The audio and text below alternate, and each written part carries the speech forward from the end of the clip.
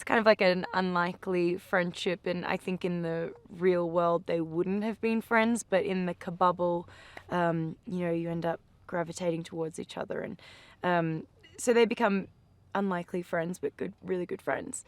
And so Tanya's also a reporter. She works for a different network, but she's been in Kabul just a little longer than Kim.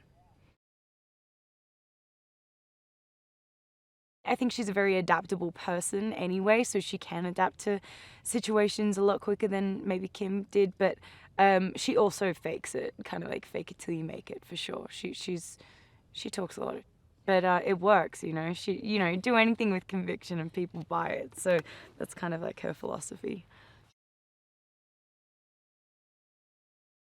It's a big feature in the film that the ratio between male to females reporters in Afghanistan are, the males vastly outweigh the females.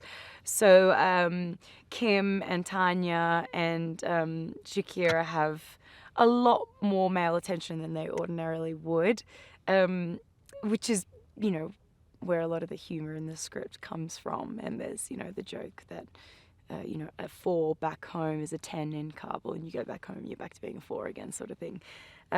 So yeah, they are in the boys' club. They're just surrounded by dudes all the time, so they really have to hold their own.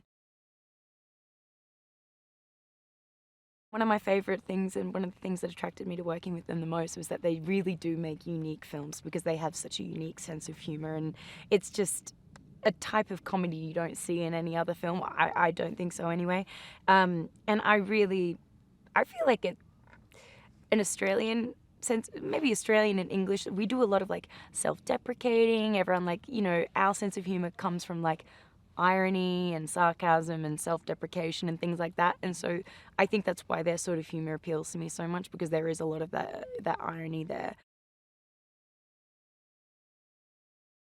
They've done everything together since they were like in college, so they really rely on each other in it's really sweet. It's in a really sweet way. But I was curious to see whether one person would take the technical side aspect of directing and the other would take the, hands-on acting side of it, and whether that was, definitely isolated. But it's not. They both have their moments. They swap each day to each scene, to each take. It's they just really flow together. Everyone knows who Tina is. I mean, Mean Girls is a massive part of my, teenage years. My friends and I still quote the movie so often, it's ridiculous.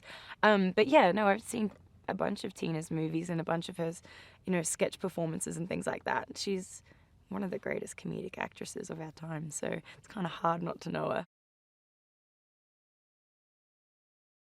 Tina and I were kind of thrown together, I guess, similar to the way our characters were, so I guess that helps. Fortunately, she's such an awesome person. It's easy to have a rapport with her immediately. She makes that very easy, and that was really nice. No, I was definitely intimidated, for sure. I'm always intimidated working against someone that talented, because you're just aware that you need to lift your game. Martin Freeman plays Ian. He plays him extremely well. He's hilarious. He's been around for a long time, and he gets it, and he knows everyone. Tanya and him are friends. He's very funny. He's very sassy. The girls love it. Like, he's that character that you love to hate.